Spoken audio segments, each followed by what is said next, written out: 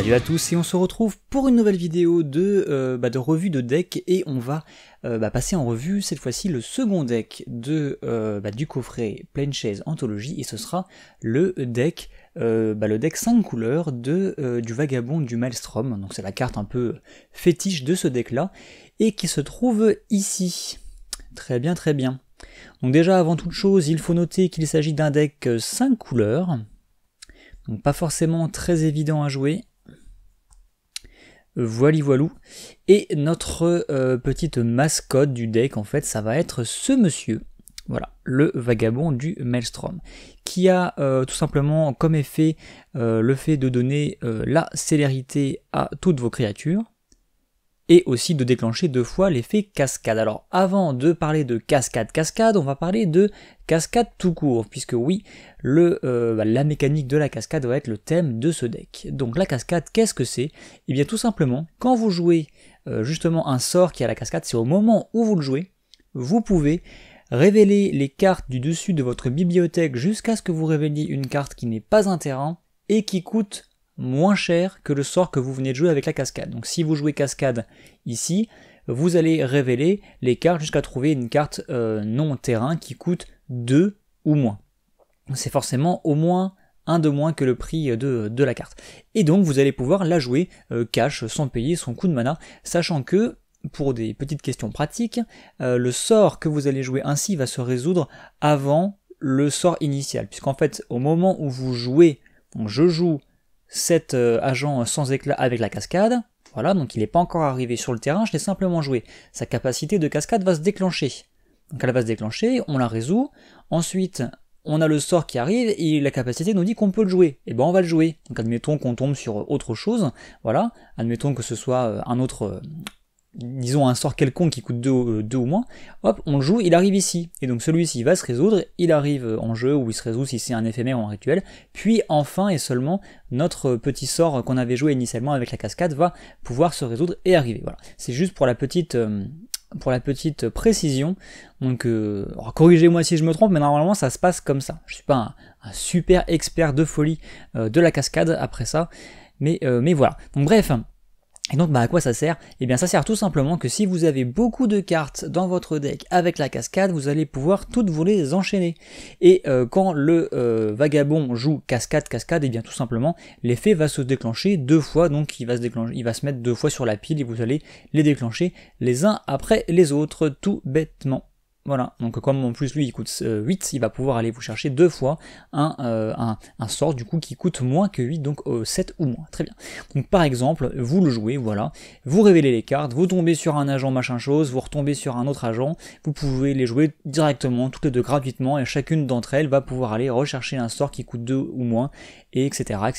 Donc ça sert à ça. Donc en gros l'idée c'est d'avoir en fait un gros stock de créatures qui ont toutes cascade, ce qui fait que quand vous jouez un gros sort cascade, avec un petit peu de chance, vous allez pouvoir enchaîner comme ça bon nombre de petites bébêtes et remplir votre champ de bataille. Donc on nous donne dans ce deck 7 agents, c'est simplement une de 2 cascades. On nous donne également ce petit elfe donc qui coûte 4 et c'est une 3-2 célérité cascade, encore une fois. On nous donne un petit squelette, oiseau squelette pareil qui coûte 4, cascade encore une fois, qui vole et qui peut se régénérer, donc ça fait un bon petit bloqueur. On nous donne aussi ce rituel, donc ça peut être des rituels, c'est pas forcément des créatures, donc celui-ci en l'occurrence, on renvoie un permanent ciblé dans la main de son propriétaire, donc ça peut même être un permanent à vous en fait tout simplement, mais c'est pas forcément le cas, souvent c'est plus une petite gestion. Encore une fois, un éphémère cette fois-ci, donc cascade, donc qui coûte 5, et ça met 4 blessures à une cible, donc de la gestion, une guivre cascade qui coûte 6, voilà. Une bébête qui coûte 6 encore une fois, cascade 3-6, qui peut en plus s'auto-renvoyer dans la main de son propriétaire, ce qui vous permet de le rejouer ultérieurement pour redéclencher sa cascade, donc c'est plutôt une bonne chose. On a un méga gros sphinx de la mort, cascade, qui coûte 7, et qui dit que si il devait être mis dans votre cimetière, tout simplement, vous le remettez dans votre bibliothèque en 3ème position, donc si, comme vous savez qu'il est là, vous pouvez aller le cascader à nouveau, ce qui peut être sympathique. Voilà, donc c'est tout pour les cartes cascades de ce deck. Donc si on a un scénario, disons, optimal, en quoi ça pourrait consister? Eh bien tout simplement, vous avez le vagabond et vous le jouez. Vous révélez les cartes et pour jouer la cascade et vous tombez sur ça. Oh super, bah je le joue gratuitement, ça déclenche une cascade 7. Vous continuez à révéler. Oh tiens, j'ai révélé ça, ça fait je peux du coup le rejouer parce qu'il coûte moins que 7. Hop là, gratuitement, ça va déclencher une cascade. Vous révélez, vous tombez sur ça. Oh super, ça coûte moins de 6, je peux le jouer gratuitement. Boum, cascade, et etc. 4, 3, etc. Et ensuite, quand vous avez fait ça, vous rejouez cascade à nouveau, puisque le vagabond, vous le faisiez une deuxième fois, vous tombez sur ça, par exemple, oh super, on le joue, etc., etc., et ça peut, si vous avez un peu de chance, vous amener pas mal de bébêtes sur la table, voilà. Donc ensuite, le deck est basé là-dessus, donc on va voir qu'est-ce qu'on a comme autres cartes qui ne sont pas des cartes qui ont cascade, mais qui ont des effets intéressants. On a par exemple ce petit dragon, donc en gros, il coûte 5, et quand il arrive en jeu, vous dégagez 5 terrains. Donc ça c'est bien, ça fait une créature gratuite. Mais si elle arrive en jeu grâce à la cascade, en fait c'est pas mal. À la base vous allez jouer quelque chose qui n'a rien à voir, et c'est lui qui va arriver en jeu et qui va vous dégager vos petits terrains. Donc vous pourrez rejouer encore des choses derrière, donc ça peut être pas mal, pourquoi pas. On a des créatures, et ça c'est là que ça devient intéressant, qui sont pas chères en coût converti de mana. Celui-ci il a qu'un coût converti de mana de 5, mais par contre c'est une grosse carte, c'est une 8-8. Alors à quoi ça sert?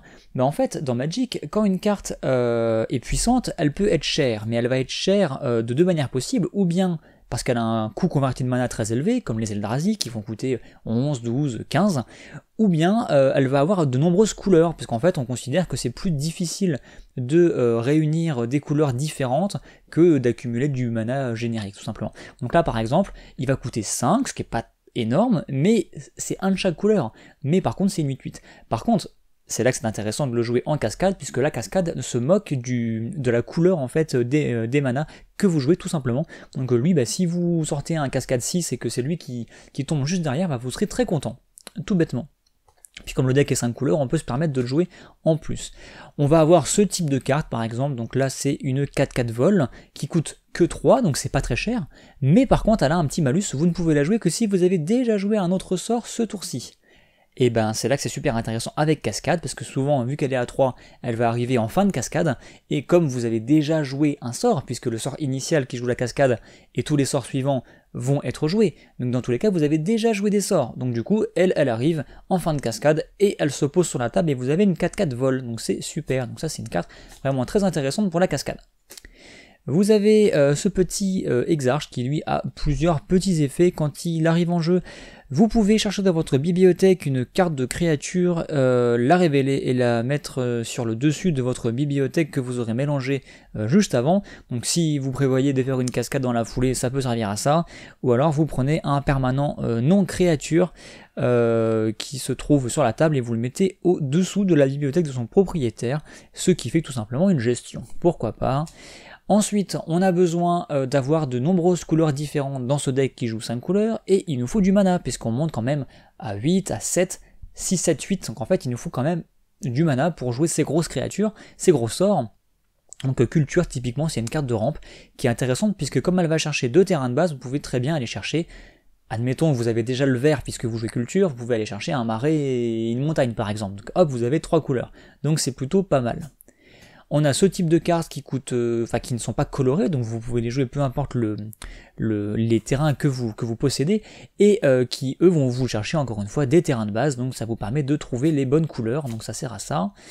On a une bébête qui, quand elle arrive en jeu, va vous chercher pareil un terrain de base, ça sert à la même chose. On a quelques petites cartes de pioche, donc typiquement cette espèce de petite bébête qui nous fait piocher. On a des petits sorts qui nous font piocher, qui coûtent 2, vous remarquerez, donc en fin de cascade encore une fois, ça peut arriver, ça fait toujours plaisir. Voilà.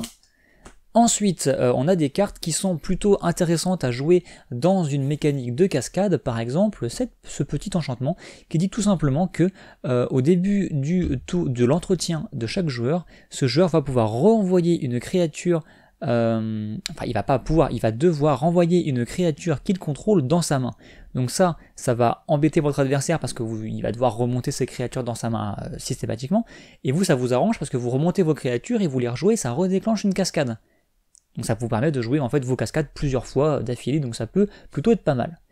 On a un petit ondin qui lui a des effets intéressants parce qu'il vous permet en fait tout simplement de mélanger votre main à votre bibliothèque, et c'est plutôt pas mal. Puisque si vous avez justement dans votre main des cascades que vous auriez bien aimé déclencher en cascade, ou des cartes que vous auriez plutôt souhaité déclencher, enfin disons jouer grâce à un effet cascade d'une autre carte, ça vous permet de la remettre dans le deck. Si vous avez tout en main, c'est un peu dommage, et donc ça vous permet de faire ça tout simplement. Et puis un peu d'embêter votre adversaire aussi. Le garde Gomazoer, lui tout simplement, c'est un bloqueur, on va dire, qui peut pas trop se casser facilement, il va vous permettre de tenir le coup jusqu'à ce que vos cascades tombent. Après on a des cartes de gestion, donc celle-ci très classique, hein. Hop, carte de gestion encore une fois, de la gestion. Alors ça c'est une gestion qui est sympa parce que comme les decks sont plutôt orientés multijoueurs de base, c'est une carte qui vous permet de faire s'affronter deux créatures du moment qu'elles ne partagent pas de type. Donc admettons 2 elfes ne pourront pas se battre entre eux, mais ce qui est plutôt fun c'est que vous pouvez choisir des créatures qui ne vous appartiennent pas. Vous pouvez prendre joueur A et joueur B qui sont vos adversaires et faire que leurs créatures se battent entre elles, donc ça peut être assez rigolo. Parce que souvent les cartes un peu de ce style là c'est plutôt choisissez une créature que vous ne contrôlez pas et une créature que vous contrôlez, mais là c'est pas le cas. Et donc d'ailleurs, ok, donc en plus vous pouvez même prendre deux créatures d'un même joueur, mais il faut pas qu'elles aient le même type. Donc c'est un peu risqué si votre adversaire qui joue un jeu dragon par exemple, il aura forcément que des dragons et ça va être embêtant. De la gestion qui ont un effet de recyclage de terrain de base, donc encore une fois, si vous voulez piocher en début de partie qui vous manque des couleurs, vous pouvez utiliser cet effet pour aller chercher les terrains de base qui vous manquent. De la gestion encore une fois, qui joue un peu avec ce que vous allez piocher, un peu comme avec la cascade, donc ça peut être sympa, surtout que vous avez des gros coups dans votre deck.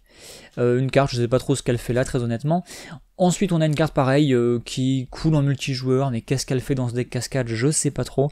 Vous allez voler des créatures temporairement à vos adversaires. Moi je la verrais plus dans le deck Tromok, parce que du coup vous auriez pu les sacrifier. Mais bon, c'est un petit peu bizarre. Voilà. Ensuite, pareil, une carte un peu troll, ils se sont dit, ah, on a un jeu qui joue 5 couleurs, on va mettre une carte bizarre, 5 couleurs. Donc moi je comprends pas trop qu'est-ce qu'elle fout là, mais bon. En fait ça fait des effets différents en fonction du nombre d'îles, de plaines, de marais, de montagnes, de forêts que vous contrôlez, mais bon, ça fait un peu tout et rien, donc mouerf. Ensuite, la fameuse carte qui vous met du mana et qui vous relance le déplanaire. On rappelle que ce sont des decks prévus pour jouer en multijoueur avec Planechase. Ensuite, on a des terrains, donc des terrains bien sûr, là vous allez en avoir plein qui vous mettent toutes les couleurs de votre choix, donc ça c'est pas mal, ça fait partie d'un cycle de terrain Unco Lorwyn à la base, qui arrive en jeu engagé avec 2 marqueurs, et en fait vous pouvez ou bien vous en servir comme une île, donc en mettant du bleu, mais 2 fois, en consommant à chaque fois l'un des marqueurs, il va vous donner un mana de la couleur de votre choix, donc c'est plutôt pas mal. Ils ont mis que le bleu, bizarrement, ils auraient pu mettre les autres aussi. Après, ça, tour de rupture, vous connaissez sans doute, en gros c'est un terrain qui est très contraignant parce que non seulement il arrive en jeu engagé, non seulement il faut payer un mana pour pas pour le faire survivre en gros, mais par contre une fois que vous avez fait ça, vous êtes tranquille, le terrain vous apporte le mana de la couleur de votre choix. Donc on en a 2, on a un terrain qui nous met du mana incolore, ou bien qui peut transformer un mana générique dans une autre couleur, tout simplement. Hop, 2 à nouveau. On a quand même un petit terrain multicolore rare, donc ça c'est plutôt sympathique. C'est en fait, il peut nous ajouter un mana d'une couleur qu'un terrain qu'un adversaire contrôle pourrait produire. C'est ça. Donc en gros, quand vous jouez en multijoueur, dans cette version de deck Planechase, vu que vos adversaires à E3 ont tous à peu près, enfin ils ont en cumulé, ils ont toutes les couleurs, en gros ce terrain vous donne toutes les couleurs. Donc c'est plutôt intéressant en multijoueur. Et encore une fois, ce petit terrain que vous connaissez, qui va vous chercher un terrain de base quand vous le sacrifiez. Voilà, donc en gros, c'est tout pour ce deck basé sur la cascade. Alors moi je trouve que c'est le deck le moins puissant des 4, aussi bien en 1 contre 1, parce qu'on a essayé, que en multijoueur. Je trouve que même les fois où la cascade a bien marché, que j'ai réussi, que c'est moi qui le jouais pour le coup, où j'ai réussi à bien mettre en place les trucs, à avoir un board très solide, mes adversaires restaient plus puissants en faisant juste marcher leur deck normalement, donc j'étais un petit peu déçu par la puissance du deck, hein, surtout qu'il est assez lent à démarrer. En multijoueur, on est un peu le joueur qui fait rien pendant les 5 premiers tours avant de pouvoir commencer à jouer des cascades intéressantes. Donc voilà, malgré tout, des cartes notables. Ça peut valoir le coup de s'y intéresser pour essayer peut-être chez vous de construire un deck cascade plus puissant et plus efficace. Donc le vagabond, bien sûr, on a ce petit sphinx qui est sympathique, voilà. On a eu, ouais, après il n'y a pas grand chose dans ce deck très franchement. Les cartes cascades, bah, c'est des cartes cascades classiques, quoi, il n'y a rien de fou, et même sur les cartes qui vont à côté, très franchement, bah, ce terrain-là, moi je trouve qu'il est sympathique, ça c'est une carte qu'on peut noter. Après, très franchement, ça sert à rien, ça, bon bah ok, voilà quoi, ça c'est sympa, mais bon, c'est une petite unco quoi, c'est pas non plus la folie, ça c'est sympa, mais je jouerais pas dans ce deck personnellement. Voilà quoi, après des petites cartes utiles, mais rien de foufou, ça c'est pas mal. Les petits anges pour le coup sont très pertinents, il y en a un qui est décédé visiblement. Voilà, après, voilà, des petites cartes sympathiques comme ça, mais le deck manque de puissance comparé à ses confrères, je trouve. Donc si vous-même vous avez testé ces decks plein chaise avec vos amis, eh bien n'hésitez pas à dire ce que vous en avez pensé dans les commentaires. Est-ce que vous aussi vous avez trouvé que ce deck était un peu faiblard par rapport aux autres? Moi c'est un peu ce que j'ai ressenti. Donc voilà, donc c'était le deuxième deck de ce cycle de 4 decks pleine chaise. Donc on va se retrouver prochainement pour la suite, hein, pour se passer en revue les deux decks qui manquent. Donc il reste le deck Ninjutsu et le deck des Zora. Voilà. Donc moi sur ce, je vous dis à très bientôt. Je pense qu'on peut se remettre le vagabond. D'ailleurs, je tiens à préciser que ça, c'est l'illustration originale, mais qu'il a une super illustration différente dans... alors c'est... Je sais plus si c'est dans Eternal Masters ou Modern Masters, mais je pense que c'est Eternal Masters, voilà. Donc il y a une illustration que je trouve qui est plus sympathique encore, donc je vous encourage à, si vous voulez vous en récupérer, en plus il coûte pas très cher, à plutôt prendre l'illustration de Eternal. Voilà, c'est tout ce que j'avais à vous dire. Moi je vous dis à très bientôt pour de prochaines vidéos. Allez, à plus.